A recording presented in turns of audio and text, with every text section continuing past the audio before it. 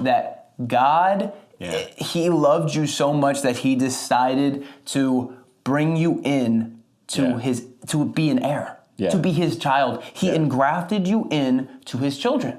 Yeah. You are now a child of the Most High King. To sit on the throne with him. Yeah. The throne ain't big enough for two people. Nope. So how am I sitting on the throne with my Father? I got to be in his lap. Yep. Become like a child. Unless you become like a child, not see the kingdom come. We talked about that. We talked about childlike, man. So how can you be in a relationship with God if you don't know what he wants? In one word, what he wants is Yahad.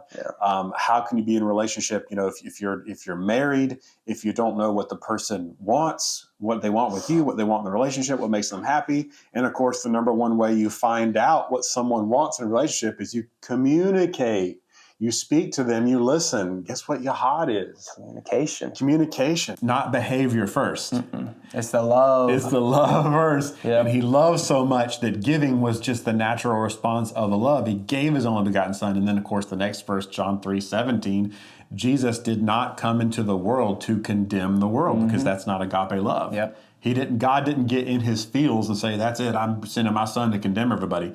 No, he didn't come to condemn. He came so the world could be saved. And that word agape, it fits so perfectly for the mention of God's character and even our creation, because he agape, he loved us so much that he loved his creation so much that even though they fell away from him and they sinned from him, he did not destroy them, but he loved them so much he gave them freedom to whether to have unity with him or not. The love of God is the reason why we're here anyway. That's the reason why you're here anyway. Like, regardless how you feel about God in this very moment, you're only here because of his love for you. Because the Trinity said, man, you know what we need? You know what we would love to have?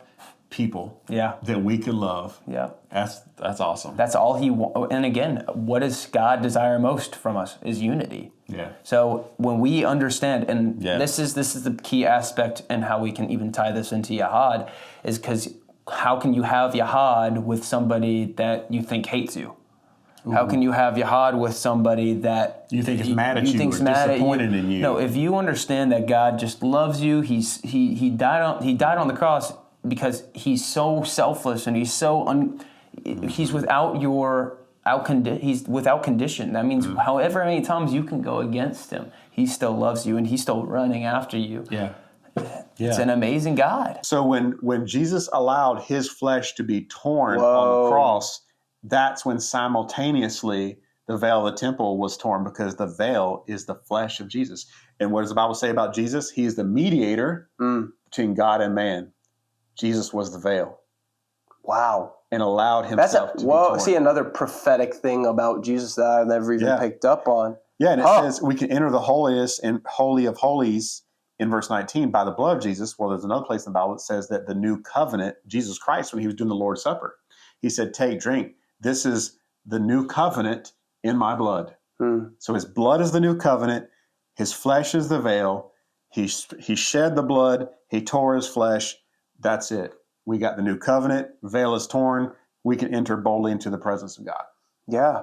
And again, we talked about earlier that gate from which Thanksgiving is, we close it up for ourselves. And it's because we don't know. We put a veil back over. Right. We're saying, Lord, no, you can't look at me. Oh, I'm terrible. That's what we do.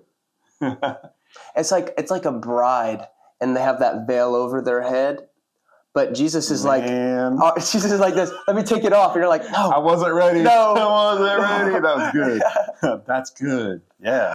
Jesus died, and I said this even earlier when I was praying, but Jesus did not just die for the forgiveness of sins. He did not just die for healing, which is enough, but Jesus in his ultimate plan was so that we could have unity with him. And the reason we could not have unity with him in the Old Testament is because we were not made perfect. We were not made righteous in his sight. So we could not. In Psalms, David says that how can darkness, or Jesus even says this, but how can darkness have fellowship with light? How can the two intertwine? How can the two mix? They cannot. So us in our when we were dead, when we were not alive, when we were, or even for you guys that are watching that are Christians, when you were dead, you were not alive. You could not have fellowship with Christ. But now that your eyes have been opened and you have seen the light, you can now have fellowship with Him. There's so many things that if we treated our parents